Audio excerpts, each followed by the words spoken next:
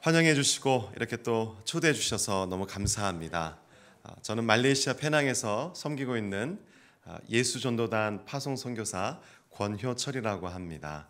오늘 저는 여러분과 함께 하나님은 선교하시는 하나님이십니다라는 제목으로 또 말씀의 은혜를 또 함께 나누고, 무엇보다 페낭에 있었던 우리 많은 선배 선교사님들의 자취에 대해서 함께 살펴보면서 주님께서 주신 그 은혜를 나누기를 원합니다.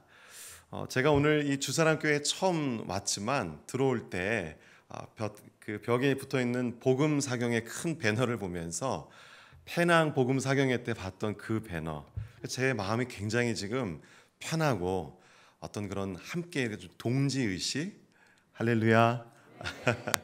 그래서 이 복음 사경회 페낭과 KLS 복음 사경회를 위해서 많은 성도님들께서 함께 기도해 주시고 또 직접 헌신해 주셔서 그 페낭 땅 또 KL 말레이시아의 잃어버린 영혼들을 위해 함께 섬겨 주셔서 말레이시아 선교사의 한 사람으로서 너무 감사드립니다. 하나님께서 이 일을 기뻐하시고, 아멘이시죠? 더 큰 복음의 역사, 구원의 역사를 계속해서 이루실 줄로 믿습니다. 오늘 이제 처음 뵙기 때문에 간단하게 좀 저의 가족에 대해서 좀 소개하고 싶습니다. 저는 2000년부터 2015년까지 한국예수전도단 대전지부와 본부에서 사역을 했습니다. 그리고 2006년 4월에 파송을 받아서 말레이시아 페낭에서 사역하고 있는데, 저는 5가족 또 3아이의 아빠입니다. 오늘 함께 아내 우리 박소연 선교사 함께 와 있고요. 그리고 오늘 아이들 감사합니다. 아이들이 함께 오지는 못했는데 딸, 아들. 그래서 첫째가 딸이면 주변에서 200점이라고, 할렐루야. 그래서 딸, 아들 아빠입니다. 첫째가 이제 2005년도에 태어났는데 사실 이름 짓기가 쉽지 않았습니다. 그래서 어떻게 이름을 지어야 될까? 한국에서는 한 달 안에 이제 그 이름을 지어서 신고를 해야 되는데 굉장히 이제 고민을 했습니다. 그래서 좀 이렇게 미루고 고민하고 있을 때 이제 우리 박소연 선교사가 저에게 조언을 해줬습니다. 많은 이름들이 있지만 조금 몇 가지는 좀 피하면 좋겠다. 그게 뭔데? 물어봤더니 한때 많은 이 목회자 자녀들의 이름이 이제 하 시리즈, 뭐 하은이, 뭐 하영이, 그래서 하자를 좀 피하면 좋겠고, 또 종종 이렇게 이제 주 시리즈, 뭐 주연이, 뭐 주예, 뭐 이런 식으로, 그래서 하자, 주자, 그리고 이제 예자, 뭐 예찬이, 예은이, 하주 예를 좀 빼고 지으면 좋겠다라고 하는 이제 그런 그 지침을 가이드라인을 받았지만, 기도하는 중에 저희 부부를 통해서 저희 가정에 하나님께서 주시는 자녀는 세례 요한과 같이 주님이 다시 오실 그 길을, 세례 요한은 원래 주님이 처음 오시는 길을 준비했지 않습니까? 저희 가정과 저희 가족 사이에서 저희 안에서 태어난 아이들이 세례 요한과 같은 삶을 살게 될 것이다. 그런 응답을 주셔서 하자, 주자, 예자에 대한 지침을 어기고 주의 길을 예비하는 딸, 그래서 첫째 이름이 권주예입니다. 그리고 이제 3년 뒤에 저희 이제 둘째 아들이 태어났는데, 저는 원래 딸 둘의 아들 하나를 위해서 함께 기도했었기 때문에 아들이면 세례 요한을 줄여서 세한이 이름을 지어놨고, 둘째가 딸이면 이제 다시 오심을 예비하는, 그래서 권다예, 그래서 이제 주의 세한 다예에 대한 그런 청사진을 갖고 있었지만, 제가 원래 이제 저의 신앙 배경, 원래 제가 자란 교회는 장로 교단입니다. 근데 제가 이제 먼저 사역을 하면서 나중에 이제 신대원을 함께 병행했기 때문에, 제가 대전에서 첫 사역시 대전에서 제가 진학할 수 있었던 학교는 침례신학대학교입니다. 혹시 여기에서 침례교 배경이 좀 있으신가요? 저는 처음에 가서 조금 놀랐습니다. 세례에 대한 이야기만 듣다가 모든 찬양을 어떻게 부르죠? 주의 이름으로 침례를 주고, 성경에도 모든 표기가 침례로 돼 있습니다. 제가 2006년부터 이제 그 휴학한 시간까지 포함하면 2009년까지 제가 이제 침례신학대학교 대학원을 다녔는데, 그 사이에 2008년에 저희 둘째 아들이 태어났습니다. 제가 조금 부담스럽더라고요. 간사님, 성기사님, 어떻게 이번에 출산하셨다는데 어떻게 아들이에요, 딸이에요? 아들입니다. 그래, 이름은 어떻게 지었어요? 침례신학대학교를 다니는데 세례 요한 세한입니다. 이렇게 얘기할 수가 없잖아요. 그리고 또 좀 딜레마에 빠진 거예요. 주님, 아무리 침례 요한이지만 치만이는 좀 너무하지 않습니까? 권치만, 참 부담스럽잖아요. 그래서 어떻게 할까 하다가 본의 아니게 주 시리즈로 주의 길을 예비하는 요한, 그래서 주한이로 이름 둘째를 지었습니다. 그리고 이제 막내가 3년 뒤에 2011년에 태어났는데 모든 이 분위기나 뭐 이렇게 느낌은 딸이었는데, 하나님께서 저희 가정에 막내 아들을 주셨습니다. 그래서 이제 제 계획에 없던 아들을 주셔가지고 어떻게 이름을 해야 되나 하다가 성경에서 말씀하시기를 세례 요한이 광야에 외치는 소리라고 하셨습니다. 그래서 주의 길을 예비하는 외치는 소리라는 뜻에서 권주성인데, 이 이름이 참 중요한 게 셋째가 셋 중에 목소리가 제일 큽니다. 그래서 올해로 8살 초등학교 1학년인데 목소리가 벌써 이렇게 허스키해가지고 역시 하나님 주신 감동과 이름대로 앞으로 주의 길을 예비하는, 광야에 외치는, 온 열방에 주의 복음을 외치는 그런 아들, 새 자녀가 되기를 기대합니다. 이제 2006년 4월에 파송 받았을 때 그때 이제 사진이고요. 화면을 좀 앞에 띄워 주시겠습니까? 네. 그리고 이제 그래서 주의, 주한, 주성 이렇게 이제 이름을 지었고요. 지난 4월 말에 저희가 이제 파송 만 2년 되었을 때 저희 페낭 주일 예배 마치고 페낭에서 찍은 사진입니다. 아이들이 부쩍부쩍 커가는 모습을 보면서 정말 이 시간이 빠르다라는 것을 많이 느낍니다.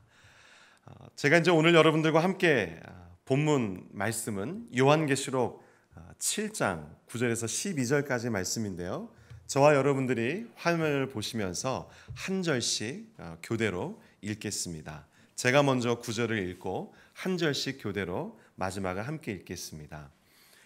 이루에 내가 보니 각 나라와 족속과 백성과 방언에서 아무도 능히 셀 수 없는 큰 무리가 나와 흰옷을 입고 손에 종려가지를 들고 보좌 앞과 어린 양 앞에 서서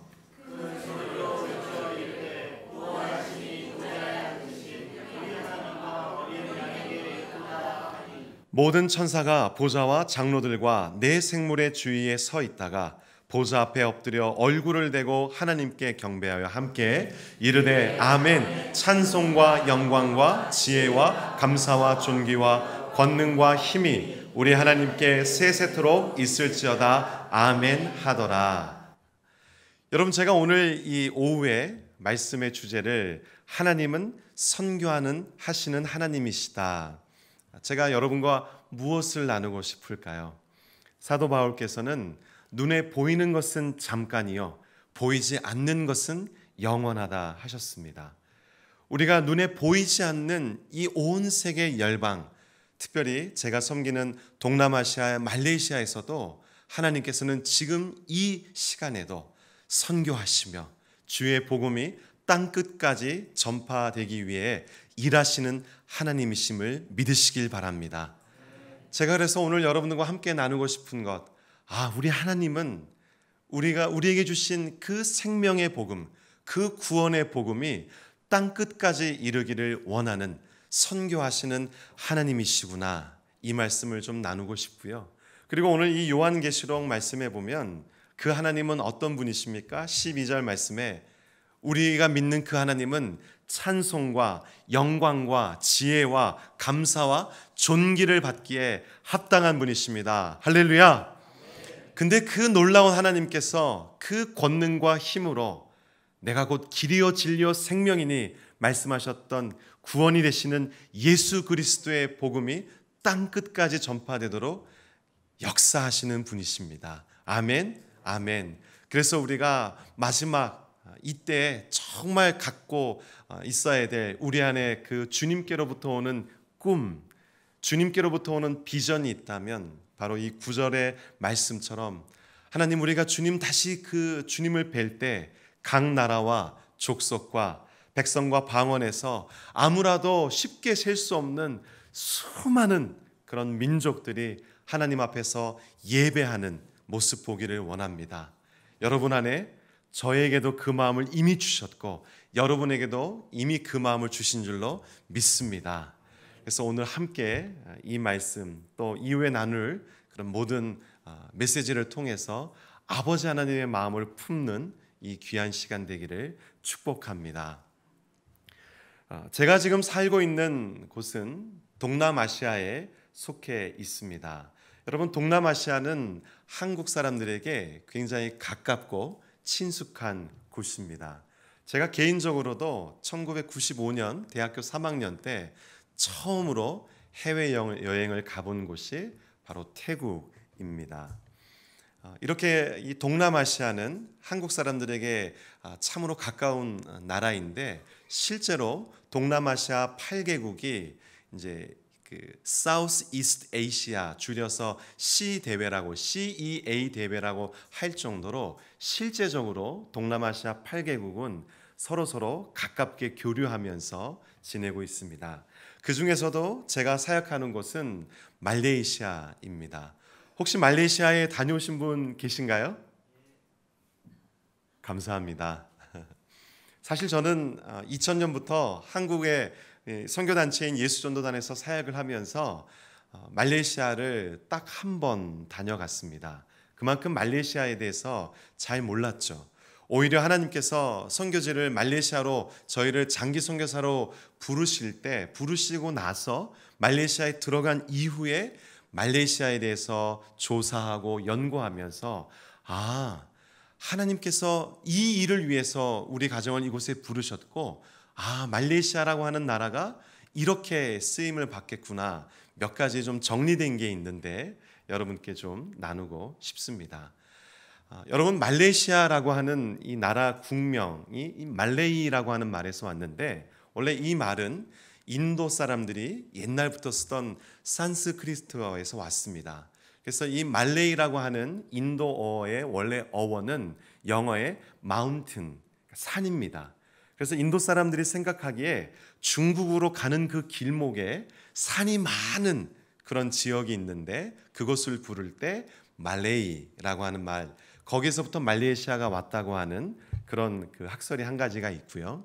그리고 실제적으로 이 말레이시아, 이제 이 서말레이시아, 여러분 지도를 보시면 말레이시아는 특별하게 말레이 반도 왼쪽에 있는 서말레이시아가 있고 오른쪽에 흔히 저희가 보르네오 섬이라고 하는데 인도네시아 분들은 깔리만탄이라고 부르는 큰 섬 위에 있는 부분, 그 동말레이시아가 합쳐져서 말레이시아입니다.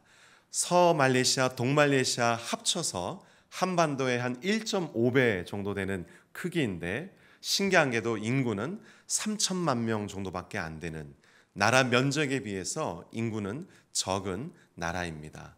근데 이 서말레이시아에서 처음 말레이족에 의해서 이 근대 국가가 시작된 것이 1400년경에 말라카라고 하는 도시에서 도시국가가 시작됐습니다. 그래서 많은 사람들이 이 말레이시아라고 하는 그 이름 자체, 말레이족, 말레이라고 하는 말이 이 인도 산스크리트어에서 왔다라고 하는 한 가지 의견과, 두 번째는 말라카라고 하는 처음 국가가 시작될 때 그 말라카라고 하는 이름에서 말레이족, 말레이시아라고 하는 이름이 왔다고 이야기를 합니다.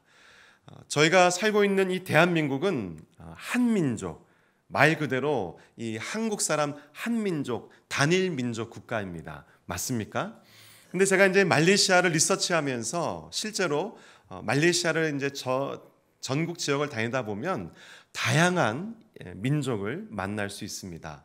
말레이시아는 인구 3천만 명 중에 약 60%가 말레이족, 이들은 거의 100% 이슬람교를 믿는 무슬림들입니다. 그래서 한 60%가 이제 말레이족이고요. 그리고 한 25%가 영국 식민 지배를 받았던 1800년대에 이제 광산 노동자로 많은 이 중국인들을 데리고 왔습니다. 그래서 지금 이제 중국 지도에 보시면 이제 광저우에 있는 그 광동성과 대만 바로 건너편에 있는 복건성, 이제 호케너를 쓰는 이 지역 사람들이 많이 와서 지금 한 25%, 한 700만 명 정도 되는 사람들이 이 중국계이고요. 그리고 또 영국 사람들이 당시에 이제 세계 전체에 산업혁명이 시작되면서 고무 수요가 많이 늘어났기 때문에 고무 농장을 시작하면서 인도의 남쪽에 있는, 오늘 이제 우리 토마스 목사님 잠시 뵀는데 피부가 까무잡잡한 그런 타밀족 사람들을 많이 데려와서 이 고무 농장 노동자로 사용하면서 인도 분들이 많이 이주해 오기 시작했고 전체 인구의 한 7%가 됩니다. 그리고 나머지 이제 8%가 전 세계 방글라데시, 파키스탄, 미얀마, 인도네시아 전 세계 지역에서 온 이런 그 이주 노동자들로 아주 다양하게 다민족 국가로 이루어져 있는 곳이 바로 이곳 말레이시아입니다. 그래서 인도네시아어와 거의 한 60% 유사한 바하사 말레이라고 하는 국어가 있지만 다민족 국가이기 때문에 영어가 제2 공용어입니다. 그 말레이시아 중에 제가 살고 있는 곳은 서쪽 북단에 있는 페낭이라고 하는 섬입니다. 페낭 섬은 지도 이 항공 사진으로 보면 여러분 보시면서 어떤 모습하고 좀 닮았나요? 왼쪽에 있는 페낭 섬 모양이 좀 잘 보이시나요? 여기가 이제 페낭 섬이거든요. 많은 이 중국계 분들이 거북이 모양이거나 거북이 자라가 뒤집어져 있는 모양이라고 합니다. 그래서 전체 이 말레이시아 인구에 비해서 특이하게 페낭 섬에 90만 명 정도가 살고 있고 제주도의 한 절반 크기인데 그 90만 명 인구 중에 약 50%가 중국계입니다. 그래서 페낭에 오시면 중국 사람들, 이제 국적은 말레이시아 사람들이죠. 그래서 중국계 화교, 우리 말레이시아 사람들을 많이 볼 수 있습니다. 제가 이제 이 페낭에서 이제 사역을 하면서 많은 분들이 단기 팀들이 오고 또 이제 전에 이제 복음 사경회를 위해서 이제 우리 윤진호 국장님뿐만 아니라 우리 이제 도 대표님께서도 이제 오시고 단기 팀들이 많이 오는데 꼭 제가 이제 가이드를 하고 인도하는 그 지역이 있습니다. 한국에서 이제 오래 옛날 조선 시대의 그런 분위기를 느낄 수 있는 곳이 이제 종로나 인사동, 경복궁 있는 곳인데 바로 이 말레이시아 페낭에서도 1786년에 동인도 회사의 프란시스 라이트라고 하는 선장에 의해서 근대적인 도시가 개발되어지면서 당시에 영국 국왕의 이름이 조지 3세였기 때문에 조지 타운이라고 이름을 붙였습니다. 그래서 여러분들이 지금 보시는 이 화면이 페낭섬 오른쪽 상단에 있는 조지타운이라고 하는 곳인데요. 이 조지타운의 한 지역에 가면 불과 한 200m 정도 되는 그렇게 길지 않은 거리입니다. 그래서 원래 그 거리에 공식적인 이름이 있지만 이 길을 수많은 페낭 사람들은, 말레이시아 분들은 하모니 길이라고 합니다. 하모니라고 하는 것은 조화, 함께 이렇게 조화를 이루어서 산다라고 하는 뜻인데 왜 그런 이름이 나왔느냐? 바로 말레이시아라고 하는 나라의 특징을 나타내는 곳인데요. 그 도로의 첫 시작에는 바로 성공의 교회, 영국 국교회인 개신교 교회가 있습니다. 그리고 그 교회에서 불과 한 20m 정도 떨어져 있는 그 옆에 가보면 페낭에서 최초로 세워진 중국계 사원이 관임탱 사원이라고 세워져 있습니다. 그리고 그 사원에서 또 불과 한 30m 정도, 지금 길 하나에 제가 오늘 내비게이션 켜고 오다 보니까 이 메인 길이 두산로드라고요. 맞습니까? 지금 이제 롯데에서 하는 우리 이제 BIC 여기 이제 큰 마트가 있었는데 우리 지금 주사랑교회 건물 있는 요 거리에서 저기 롯데마트 큰 마트 있는 바로 그 거리 정도에 교회가 하나 있고 바로 그 옆에 중국계 사원이 있고 바로 조금만 지나가면 인도계 최초에 세워진 인도계 사원이 있고 그리고 그 인도계 사원에서 조금만 20m만 가면 거의 최초로 세워져 있는 카피탄 케일링 모스크라고 하는 이런 이슬람 모스크가 세워져 있습니다. 한 길 200m 정도 되는 그 한 길 안에 계신 교회가 있고 그리고 중국계 사원이 있고 그리고 이 힌두 사원과 이슬람 사원이 한 길에 있고 그리고 오래전부터 200년 전부터 수많은 중국계 사람들과 인도계 사람들이 이면에 와서 살면서 그들이 서로에 대한 문화를 존중하고 하나 되면서 다민족 다문화를 이루면서 살고 있는 이 나라가 바로 말레이시아라고 하는 나라입니다. 그래서 저는 이제 한국에서 2000년부터 15년 정도 한국 예수전도단에서 사역을 이제 부르심안에 열심히 이제 해오다가 제가 저희 단체에서는 6년 근속 사역을 하면 7년 차 때 안식년을 할 수 있는 제도가 있습니다. 제가 이제 두 번째 안식년을 2015년도에 했는데 원래 계획하던 곳이 아니었는데 하나님께서 주변의 상황과 환경들을 이렇게 바꿔 가시면서 말레이시아 페낭에서 6개월, 베트남 호치민에서 6개월 안식년을 단기 선교사로 제가 이제 선교사 단체에 있는 선교사지만 국내 사역자니까 1년간 단기 선교사로 헌신해서 안식년을 보내기 위해서 2015년에 출발을 했습니다. 제가 이제 한 6개월 정도 말레이시아에 지내면서 참 희한하다. 이 나라는 여러분 동남아시아에 여러 나라들이 있는데 가장 많은 이 이슬람을 믿는 무슬림이 살고 있는 나라는 혹시 어딘지 아십니까? 인도네시아입니다. 인도네시아는 섬이 이렇게 떨어져 있어서 저희가 세계 지도를 보면 크기가 그렇게 크지 않다 느껴지지만 실제로 인도네시아 서쪽 끝에서 동쪽 끝까지는 5,000km입니다. 어디하고 거의 똑같냐면 미국 서부 끝에서 동부 끝까지. 그래서 인도네시아는 인구가 2억 7천만 명입니다.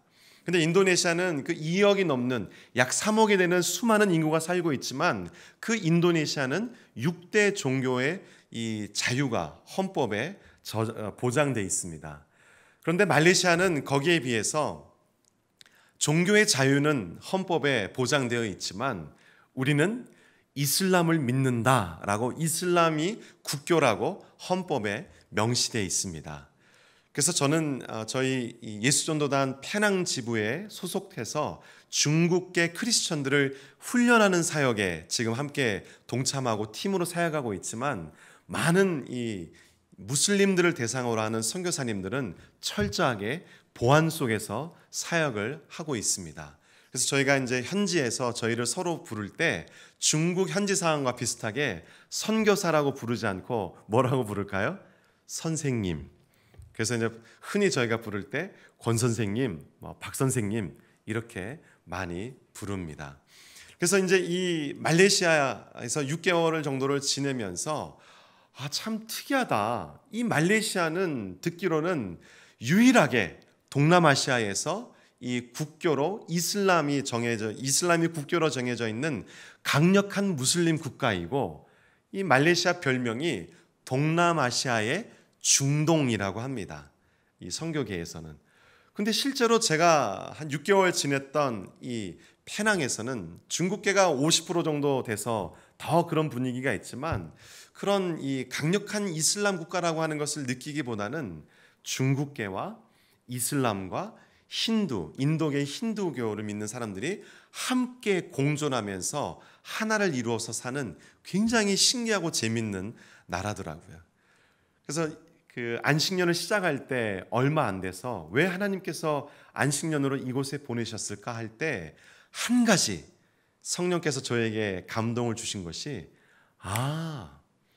말레이시아에 오면 중국계 사역도 할 수 있고 이슬람을 믿는 무슬림 사역도 할 수 있고 그리고 힌두교를 믿는 인도계 사역도 할 수 있구나.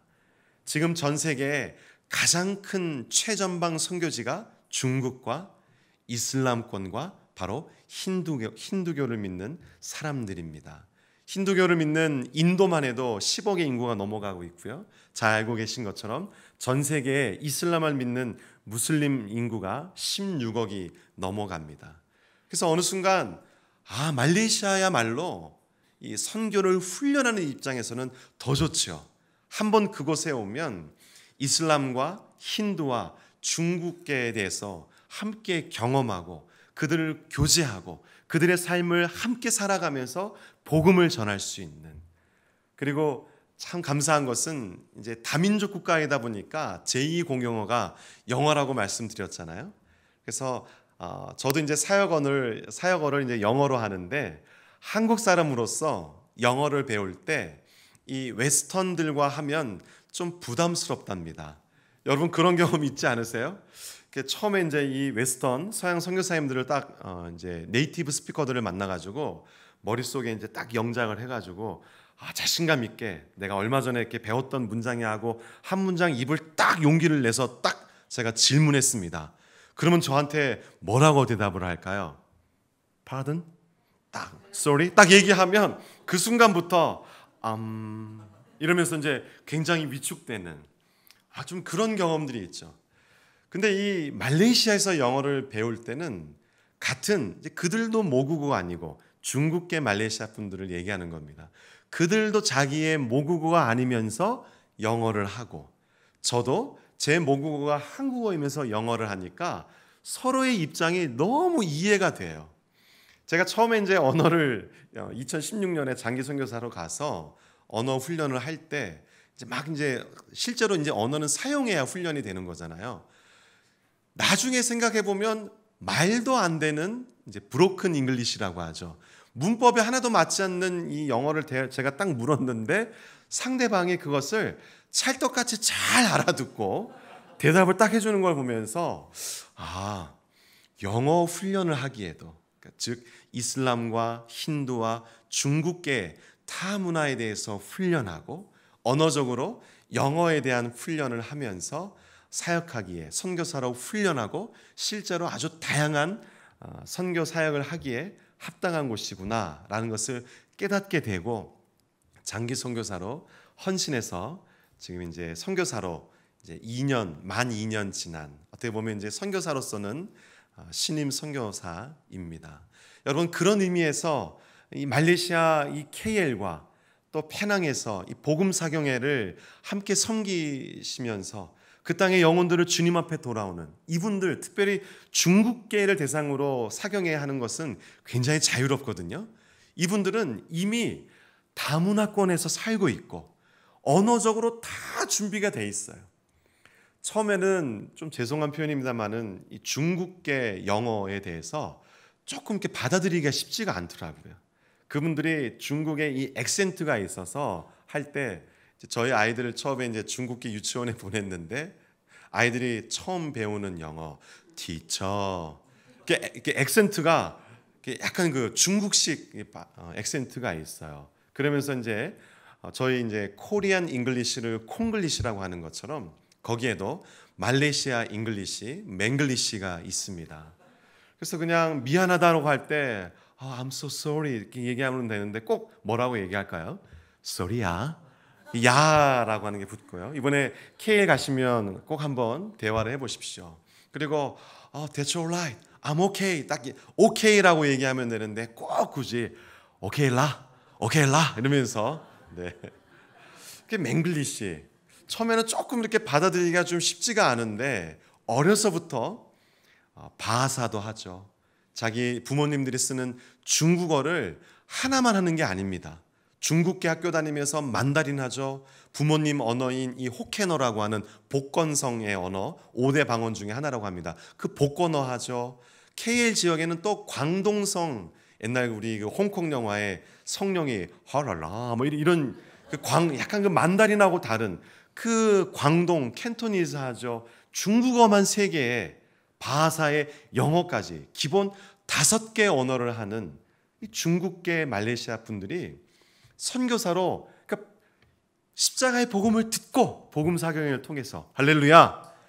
그리고 그들이 예수 그리스도의 제자로 거듭나고 훈련되어져서 파송되어져서 온 세계 열방으로 보내는 그런 선교 훈련 전초 기지로서 말레이시아는 하나님이 준비시켜준 땅인 것을 제가 알게 됐고, 바로 그 말레이시아에서 사역하는 것, 하나님께서 주신 큰 특권이라고 저는 확신합니다. 다음 주 KL 사경에 제가 와서 지금 윤국장님께 들으면서 하나님의 계획이 있으시겠다. 여러분, 그래서 말레이시아에 대한 더 많은 이 생각, 이해와 이 하나님 아버지의 마음을 좀 더 품고 이 다음 주 KL에서 있을 사경회를 위해서도 기도해 주시고 함께 동역해 주시기를 바랍니다. 제가 이제 이 페낭에서 사역을 이제 시작을 하면서 왜 말레이시아로 하나님께서 우리 부부를 보내셨을까? 그리고 이제 말레이시아에 대한 리서치를 이제 하게 되면서 제가 관심을 갖고 그리고 깊이 리서치를 시작하게 된 계기가 바로 그 이슬람 국가 말레이시아 페낭 한가운데서 이 건물을 보았기 때문입니다.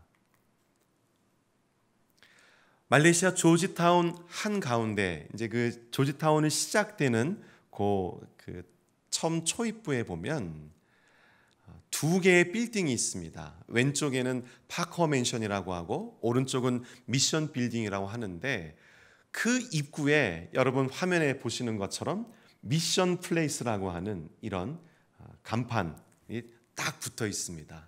원래 저희가 2015년에 갔을 때는 바로 이 자리에 탑같이 높은 건축물이 있어서 여기가 선교가 시작됐던 곳, 이제 몇 년도에 이 건물이 세워졌던 상세한 안내가 있었는데 어떤 이유인지는 모르겠지만 철거되었습니다.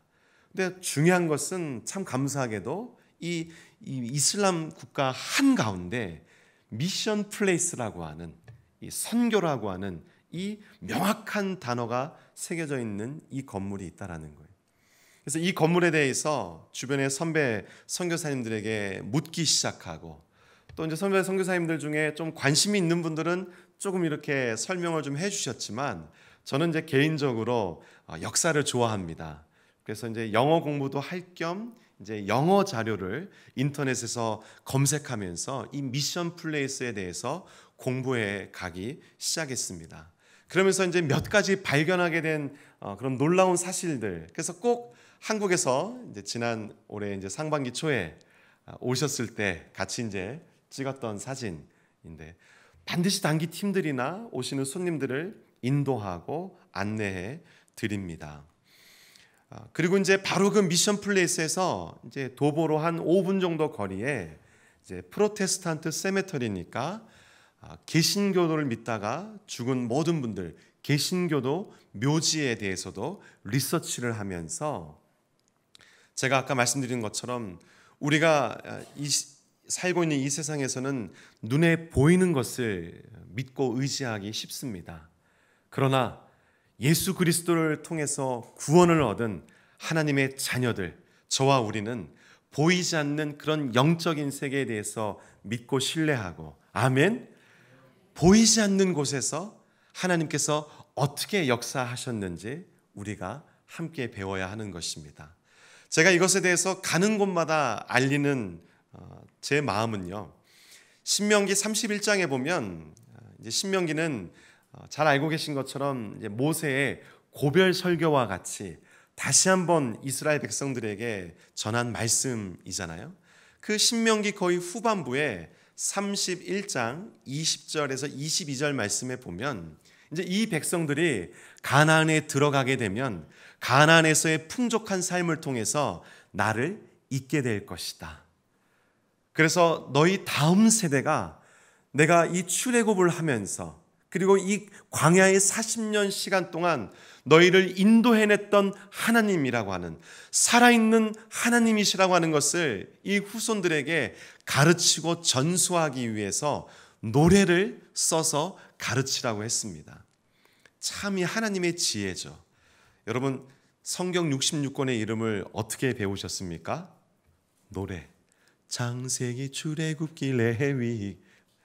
이 노래를 통해서 다른 사람에게 가르쳐주고 하나님의 그 살아계심을 나타냈던 것처럼, 저도 이 페낭에서, 제가 이 페낭 땅을 밟기 전 이미 200년 전부터 하나님께서 영국 선교사님들을 통해서 복음이 확장되어지도록 역사하셨고, 놀랍게도 그 영국 선교사님들의 사역 중에 일부분이 이 한국, 우리가 발을 딛고 살고 있는 이 한국에 성경이 번역되는데 연관점이 있다는 것을 알게 되고, 제가 어느 곳에 가든지 이것을 나눕니다. 제가 오늘 그것을 나누려고 합니다.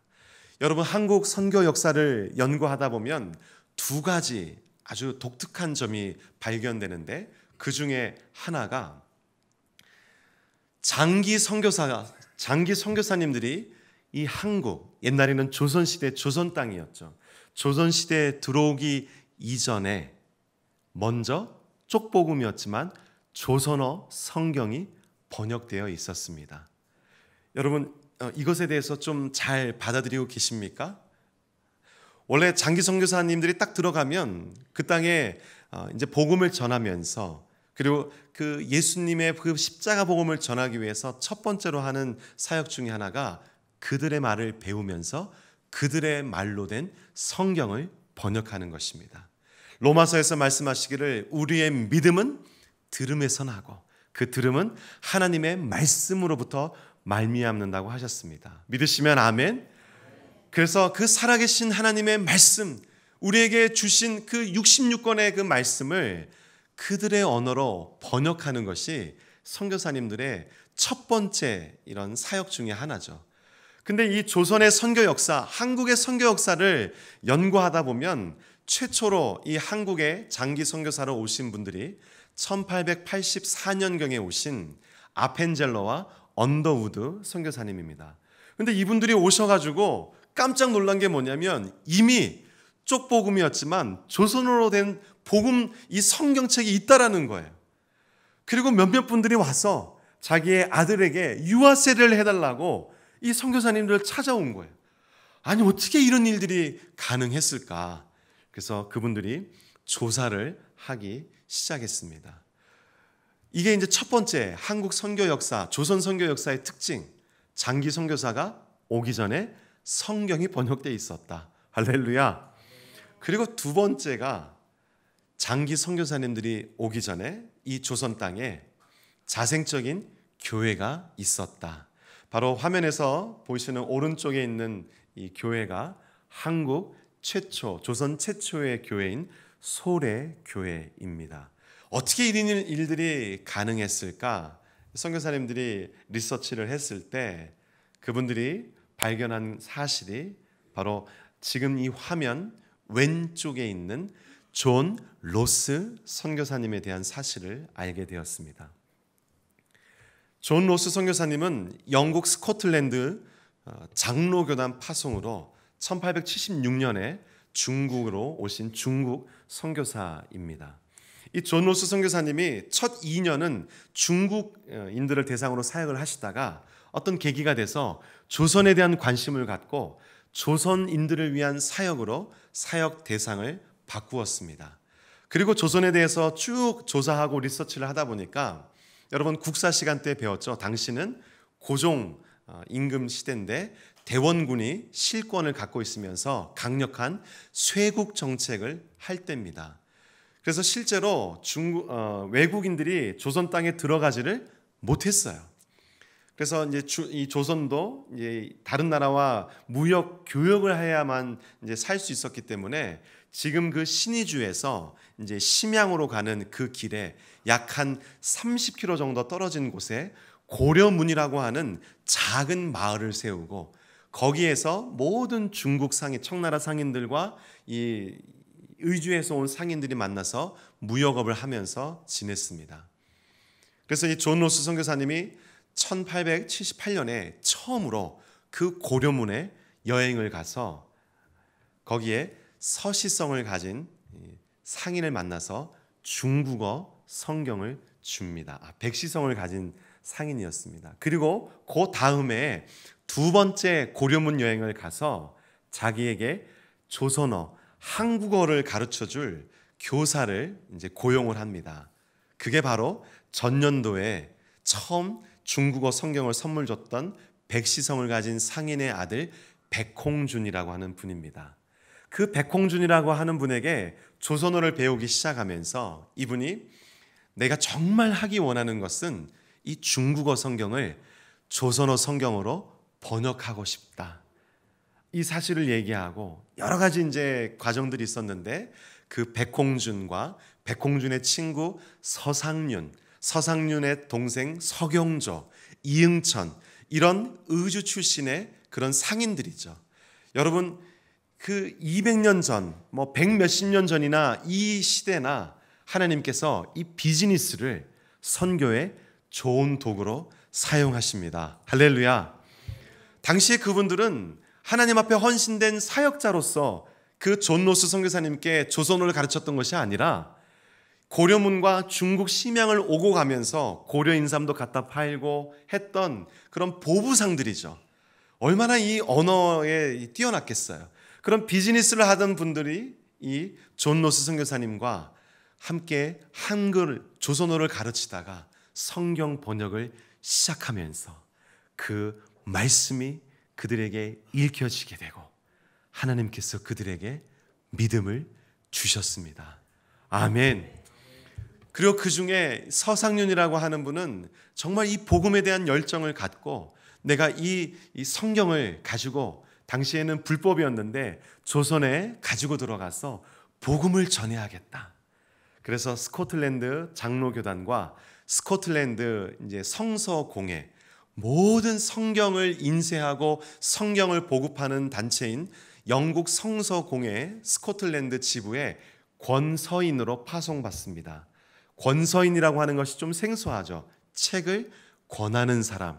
당시에는 권서인이 있고 매서인이 있어서 책을 권하는 분이 있고 또 성경을 판매하면서 복음을 전했다고 합니다. 이분 서상윤 이분께서 최초로 스코틀랜드 장로교단과 스코틀랜드 성서공회 지부에 파송을 받아서 권서인으로 들어갔습니다. 근데 성경을 가지고 들어가는 과정 중에 요즘 저희 식으로 얘기하면 인천 세관에서 딱 걸린 거죠. 그래서 인천 세관 직원이 지금이야 그런 일이 없지만 뭘 요구했을까요? 그러면서 계속 괴롭히는 거예요. 잊어버릴만 하면 찾아가가지고 내가 그때 봐줬는데 안 되겠어. 좀 내야겠어. 이러면서 굉장히 좀 이렇게 서상윤, 서경조 이 두 형제를 굉장히 핍박한 거죠. 그래서 이분들이 이제 그 의주에서는 정상적인 생활을 할 수 없으니까 한국 사람들에게는 친가보다는 어디가 가깝죠? 외가. 저만 그런가요? 그래서 이분들이 이 세관 직원들하고 굉장히 갈등이 심해지니까 당신들의 외가인 황해도로 피난을 갑니다. 그 황해도 소래 지역에서 복음을 전하면서 그것을 통해서 최초로 하나님이 세우신 조선의 자생교회가 소래교회입니다. 이 놀라운 선교, 이 조선 한국 선교의 역사에 최초로 성경이 장기 선교사가 들어오기 전에 밖에서 중국 땅에서 번역이 됐고 그 성경이 이 조선 땅에 들어와서 복음이 증거되어지면서 교회가 세워졌다는 거예요. 근데 여기에서도 끝날 수 있지만 이 존 로스 선교사님이 사용했던 성경이 1853년에 성경 사용되었던 이제 델리게이츠 버전, 그러니까 한국어로 표현하면 중국 표준 번역 성경입니다. 그 1853년에 그 델리게이트 버전 그 성경 표준 번역의 원래 소스가 되었던 중국어 성경이 또 있겠죠. 그 중국어 성경이 어떤 선교사님들에 의해서 번역됐을까요? 그리고 그 중국어 성경이 놀랍게도 최초로 어디에서 인쇄가 됐을까요? 말레이시아입니다. 할렐루야. 그래서 굉장히 전략적으로 수도 쿠알라룸푸르 그리고 중국계 인구가 가장 많이 살고 있는 페낭은 이 복음 사역을 하기에 전략적으로 중요한 곳입니다. 근데 선교적으로 정말 또 중요한 곳이 바로 그 KL에서 1시간 한 15분 정도 차로 내려가면 있는 곳 말라카입니다. 바로 그 중국어 성경을 최초로 영어 성경을 중국어 성경으로 번역하고 그 중국어 성경을 말레이시아 말라카에서 인쇄를 하게 했던 분들이 바로 영국 런던 선교회 소속이었던 왼쪽에 있는 로버트 모리슨 선교사님과 오른쪽에 윌리엄 밀른 선교사입니다. 로버트 모리슨 선교사님이 1807년에 처음으로 중국에 파송받아서 들어갔습니다. 그래서 처음 사역, 제가 설명드렸던 것처럼 이 중국어 성경을 이제 번역을 하면서 아주 이제 고군분투할 때 이분이 처음 파송받아서 중국에 당시에 이제 광저우나 이런 곳에 거주할 수 없이 당시의 청나라도 강력한 쇄국 정책을 펼쳤습니다. 그래서 포르투갈 식민지였던 마카오에 거주하면서 동인도 회사의 통번역관으로 자기의 어떤 그런 신분을 이제 유지하면서 중국어 성경을 계속해서 번역하는 사역을 해갔습니다. 그리고 두 번째로 파송받아서 왔던 이 윌리엄 밀른 선교사가 1813년에 중국 마카오에 도착을 했습니다. 지금이야 영국 런던에서 비행기 한 번만 타면 10시간이면 오겠죠. 근데 당시에 이 기록된 문헌을 보면 영국을 출발해서 남아프리카 공화국에 있는 그 케이프타운을 거쳐서 또 몇 주에 거쳐서 인도를 거쳐서 또 몇 주에 거쳐서 이 말라카를 찍고 마카오에 도착했습니다. 근데 안타깝게도 이 마카오는 포르투갈 사람들이 다스리고 있었잖아요. 한국 사람들이 조금 우리가 이해하는 것을 뛰어넘어서 이 유럽에는 신교와 구교의 갈등이 심하다고 합니다. 역사적으로 보면 30년간 전쟁을 했죠. 마카오의 이 관리들 또 그 마카오 관리들 그 뒤에 있었던 영적 아버지와 같은 신부님들이 보기에 이게 마음에 안 드는 거예요. 카톨릭 선교사들이 아니고 개신교 선교사들이 한 명씩 이제 오니까 처음에 이 로버트 모리슨 선교사는 통번역관으로 있으니까 이제 어쩔 수 없이 허락을 해줬지만 이 윌리엄 밀른 선교사가 이제 오셨을 때는 아주 트집을 잡고 요즘 저희식으로 딱 표현하면요, 이제 이 이민국에서 딱 비자를 8일만 딱 찍어줍니다. 몇 달에 걸쳐가지고 파송받아서 그것도 첫 번째 선임 선교사 간지 7년 만에 6년 만에 파송받아서 몇 달에 걸쳐서 겨우 그 꿈에 그리던 하나님께서 보내신 그 중국 땅에 도착을 했는데 도착한 지 3일 만에 포르투갈 관리들에 의해서 8일 안에 떠나시오 추방령을 당합니다. 그래서 이분들이 처음 1년은 이제 광주에 좀 갔다가 저희 이제 대학생 시절에 학교 도서관에 가면 메뚜기라고 그러죠.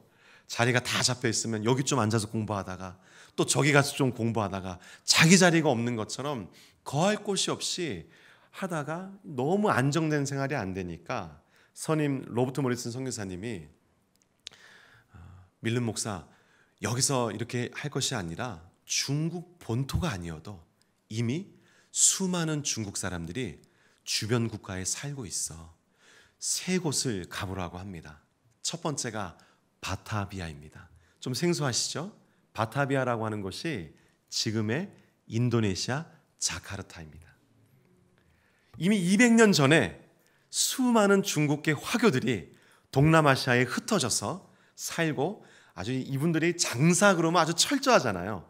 이 모든 경제에 대해서 아주 주도권을 갖고 있었다고 합니다. 첫 번째로 바타비아에 가보라고 하고 두 번째가 어디였을까요? 말라카입니다. 그리고 세 번째 정탐 여행을 가라고 권면한 곳이 제가 사역하고 있는 말레이시아 페낭입니다. 그래서 처음에 이 밀른 선교사님이 1816년에는 말레이시아 페낭에서 첫 사역을 시작하려고 차이니스 걸스 스쿨, 이제 중국계를 위한 어린아이들을 위한 여자 학교를 시작하면서 시도를 하다가 여러 가지 좀 사정이 여의치 않아서 사역지를 말라카로 옮깁니다. 그 말라카에서 사역을 옮겨서 말라카 영화서원, 영어로는 앵글리칸 차이니스 칼리지라고 하는 학교를 세우면서 젊은 말레이 학생과 젊은 중국계 학생들을 대상으로 복음을 전하고 예수 그리스도의 제자로 삼고, 그리고 마치 지금 저희가 이 북한 땅의 문이 아직 안 열렸지 않습니까? 수많은 선교사님들이 주님, 북한의 문을 열어주십시오. 그러면서 북한의 이 접경 지역의 단동과 연길과 또 이 러시아 연해주에서 사역하고 있는 것처럼 이 말라카에서 이 영화서원을 시작하면서 중국의 문이 열렸을 때 복음을 들고 중국 땅에 들어가 사역할 수많은 사람들을 훈련하면서 여기에서 인쇄소를 설립하고 출판 사역을 함께 병행했습니다. 그리고 두 번째 그 밀른 선교사님이 중국에서 사역을 시작한 지 만 6년 만에 드디어 신구약 성경이, 중국어 성경이 완역이 됩니다. 12년 만에 결실을 맺는데, 12년 만에 이 성경이 번역이 됐는데 가장 상식적으로 이 물류비를 아끼려면 어디에서 인쇄를 해야 돼요? 중국 본토에서 인쇄를 해야 되죠. 근데 본토에서 인쇄를 할 수가 없는 거예요. 그래서 생각을 역발상으로 뒤집어서 로버트 머리슨 선교사님이 중국 인쇄업자를 말라카로 보냅니다. 최초로 중국 성경, 개신교 선교사에서 번역된 중국 성경이 신천성서라고 하고요, 최초로 신천성서, 중국어 성경이 출판된 곳이 말레이시아 말라카입니다. 그 성경이 계속해서 이제 개정되어지다가 1853년에 이 표준 번역으로 되고, 그 표준 번역이 존 로스 선교사님에 의해서 조선어 성경으로, 한글 성경으로 번역되었던 것입니다. 제가 이제 이 사실을 리서치를 쭉 하면서 알게 되고요, 너무 놀라운 거예요. 중국어 성경이 말레이시아에서 인쇄된 것도 놀랍고, 그리고 그 중국어 성경을 위해서 저희는 좋은 면이든 나쁜 면이든 미국의 영향을 많이 받았지 않습니까? 근데 제가 전혀 생각하지 못했던, 제가 볼 수 없었던 그 200년 전에 영국에서 이 파송받아 사역하셨던 말레이시아 페낭과 말라카에서 사역하셨던 그 영국 선교사님들의 수고와 헌신으로 이 중국어 성경이 번역됐고 이것이 한글 성경으로 번역됐다는 게 너무 감사한 거예요. 여러분, 아까 그 나이를 보셨지만 두 번째 파송받아서 사역했던 밀른 선교사님은 37세에 순직합니다. 저 이제 앞에 우리 아내 박선교사도 지금 함께 와 있는데, 사실은 이제 작년 9월에 이제 모든 증세가 이 댕기열 같은, 이 댕기열이라고 하는 것은 한국에는 없는 동남아 풍토병인데요, 영어 표현에 본 브레이크 피버라고 그래가지고 온 몸에 뼈마디가 너무 아픈, 그래서 이제 아이 셋을 출산했는데 그 어떤 산통보다도 더 아픈 그런 열병을 때문에 한 달 이상 너무 어려운 시간들. 그리고 이제 이번에 지난 금요일 날 건강 검진을 하면서 그때 좀 이제 오른쪽 이 폐가 많이 아프고 힘들어했는데, 그때 좀 흔적이 있는지 정밀 검사를 받으라는 그런 소견을 받아서 내일 저희가 이제 정밀 검사를 위해서, 감사하게도 일정이 전혀 나올 수 없는 상황이었는데 서울대 병원에 연결돼서 정밀 검사를 받습니다. 근데 안내를 이제 저희 이제 부모님 지인분 통해서 이제 간호사가 이제 거기 계셔서 안내를 받았는데, 조금 저희가 이제 좀 부담스러운 게 이제 서울대 병원에 우리 해화역에 있는 서울대 병원에 어디로 찾아오라고 하냐면 암병원이 따로 있다는 거예요. 그리고 암병원의 4층에 폐암 센터로 저희가 지금 마음에 아멘. 주님이 지켜주시니까 괜찮을 줄 믿습니다. 저희도 지금 이렇게 과학이 발달되고 이런 그 방역이 잘 돼 있는 이 시대에도 한 번씩 이렇게 말라리아 모기나 댕기 모기로 한 번씩 이렇게 고생을 하는데 그 200년 전에 그 선교사님들 그들의 이 헌신과 수고 문헌에 보면 두 번째 그 밀른 선교사님은 항상 고열과 설사에 시달렸다고 합니다. 그래서 37세에 순직해. 제가 올해 한국 나이로 45이거든요. 저보다도 훨씬 어린 나이에 37세에 순직을 했습니다. 그리고 페낭에 또 사역했던 선교사님 중에 제가 이제 그 개신교 그 무덤을 막 리서치하고 선배 선교사님께 들었던 분 중에 다이어 선교사 부부가 있습니다. 왼쪽에 있는 이 세무엘 다이어, 오른쪽에 있는 메리아 다이어 부부 선교사가 결혼하자마자 선교사 목사 안수 받고 선교 훈련 받고 결혼하자마자 페낭으로 파송받아서 옵니다. 근데 이분은 이제 첫 번째 파송받아서 갔던 로버트 모리슨 선교사님보다 20년 뒤에 나오셨거든요. 선교사들이 한 번씩 이렇게 본국, 저희를 파송해준 본국에 와서 저희가 이제 이거를 본국 사역이라고 합니다.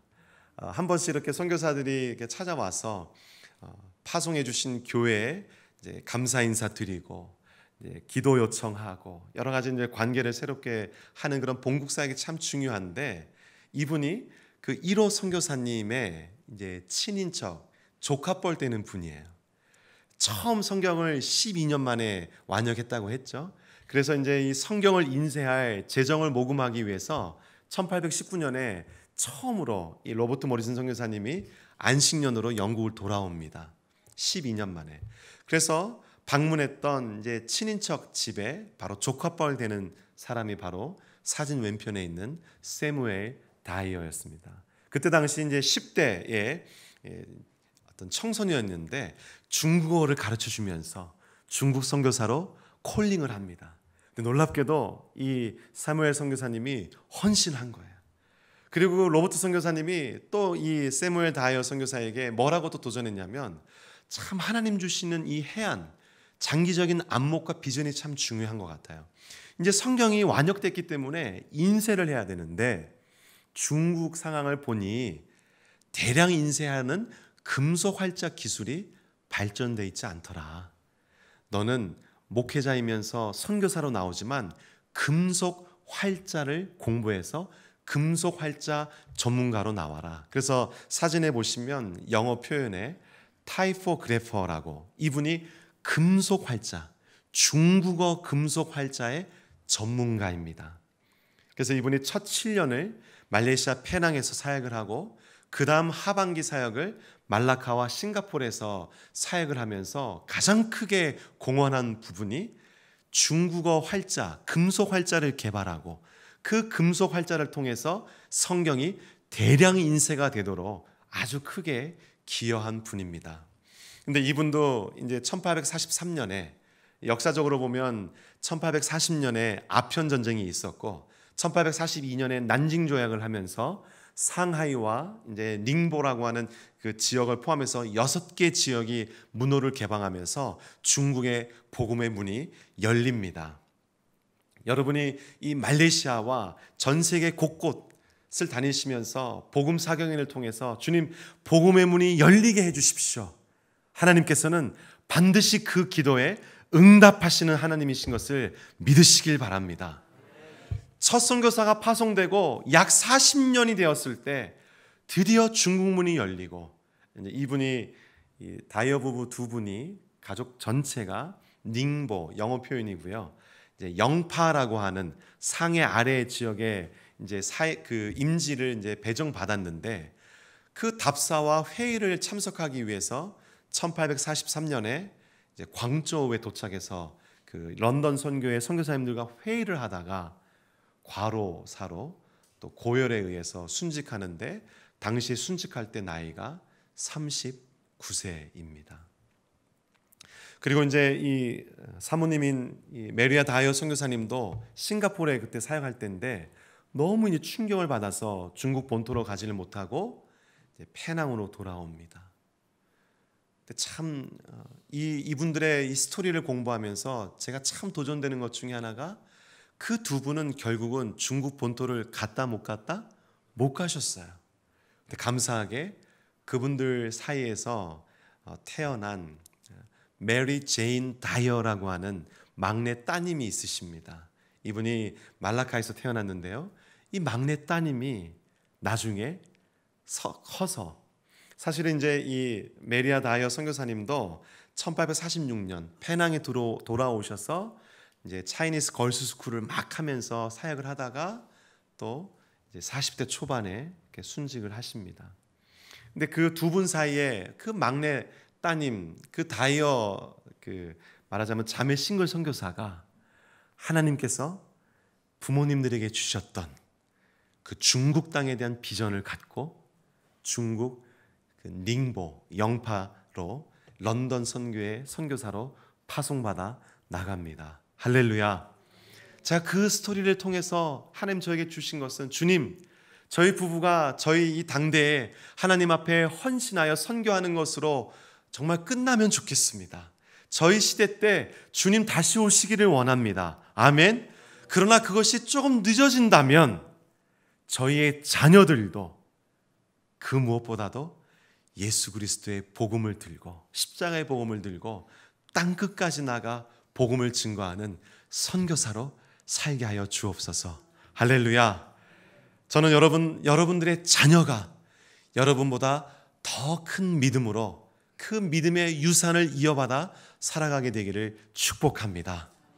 그래서 여러분 자녀들을 위해서 기도하시고 하나님께서 반드시 우리의 기도에 응답하실 줄 여러분 믿으시길 바랍니다. 그 마지막 메리 제인 다이어 이 따님이 그 영파에 닝보에 가서 사역을 하면서 같은 런던 선교회 파송으로 받아온 총각 선교사를 만납니다. 그분이 누굴까요? 아마 한 번쯤 이름을 들어보셨을 겁니다. 현대 중국 선교회 내지 선교의 아버지라고 하는 허드슨 테일러입니다. 참 성경의 역사, 이 선교의 역사가 놀랍죠. 그래서 이 세무엘 다이어 선교사는 이 화면에 나왔던 이 세무엘 다이어 선교사는 영어나 자료에 보면 허드슨 테일러의 father-in-law, 장인 어른으로도 이렇게 돼 있습니다. 그래서 집안과 집안이 함께 또 이 교회 성도와 성도님들이 한 몸을 이루게 하시고 주님이 우리를 몸으로 공동체로 부르셨다는 거예요. 한두 명에 의해서 하나님의 일을 펼쳐가는 것이 아니라 이 주사랑교회 성도님들 모두가 다 주님 앞에 귀하게 쓰임받기를 축복합니다. 그래서 이 두 선교사님들을 통해서 특별히 이 메리 다이어 선교사님이 사역하셨던 그 걸스스쿨 그 자리 그 위에 이제 나중에 이제 약 한 30년 정도 뒤에 이제 영국의 다른 단체에서 맥도날드라고 하는 햄버거 맥도날드집 말고요. 선교사님 성함이 맥도날드예요. 맥도날드라고 하는 선교사님이 1800년 후반에 바로 이 건물 왼쪽에 파커 맨션, 오른쪽에 미션 빌딩. 실제로 오른쪽에 이 미션 빌딩에서 1937년까지 예배를 드렸던 교회로 사용되어졌고 지금은 중국계 화교분에 의해서 완전히 이렇게 리모델링이 원래는 완전히 폐허였다고 합니다. 수많은 중국계 교회들과 선교사님들이 이제 기도하면서 어느 순간 갑자기 공사가 시작되고 2년의 공사를 통해서 완벽하게 옛날 건물이 재현되고 지금 이렇게 많은 사람들에게 그 미션 플레이스라는 이름으로 도전을 주고 있고 귀하게 쓰임 받고 있습니다. 저는 오늘 여러분들과 하나님은 선교하시는 하나님이십니다. 또 오늘 이 요한계시록 말씀을 오늘 설교 도입부에 함께 읽으면서 선교하시는 하나님은 찬송과 영광과 지혜와 감사와 존귀를 받기에 합당하신 분이라고 여러분께 나눴습니다. 여러분 믿으시죠? 그 하나님께서는 이곳에서뿐만 아니라 우리의 조국에서뿐만 아니라 온 세계 열방에서 찬송과 존귀와 영광을 받으시기에 합당한 분이신 것을 저는 믿습니다. 그 하나님께서 권능과 그 놀라운 능력으로 지금도 오직 길이요 진리요 생명 되신 예수 그리스도의 그 십자가의 복음이 널리 증거되어지는 곳마다 하나님의 사람들, 하나님의 교회를 세우시고, 그래서 우리가 정말 다시 주님께 갔을 때 각 나라와 족속과 백성과 방언에서 아무라도 능히 셀 수 없는 수많은 무리가 하나님을 예배하는 그날을 보기까지 저와 여러분을 통해서 일하시고 계십니다. 우리가 미처 생각하지 못했던, 또 우리가 전혀 알지 못했던 그 200년 그 훨씬 이전부터 하나님은 수많은 헌신된 선교사님들과 하나님이 세우신 그들을 파송해 주셨고 그들을 위해서 후원하시고 기도해 주셨던 성도님들과 교회를 통해서 선교하시고 일하고 계시는 하나님이십니다. 우리가 주님께로 날마다 더 가까이 나갈 때마다 하나님 아버지의 마음을 우리가 알게 될 줄 믿습니다. 우리 조국뿐만 아니라 온 열방을 향한 아버지 하나님의 마음을 갖고 선교하시는 하나님과 함께 동역하시고, 그로 말미암아 주님 앞에 귀한 축복의 통로, 복음의 통로로 쓰임받는 우리 주사랑교회 모든 성도님 되시기를 주의 이름으로 축복합니다.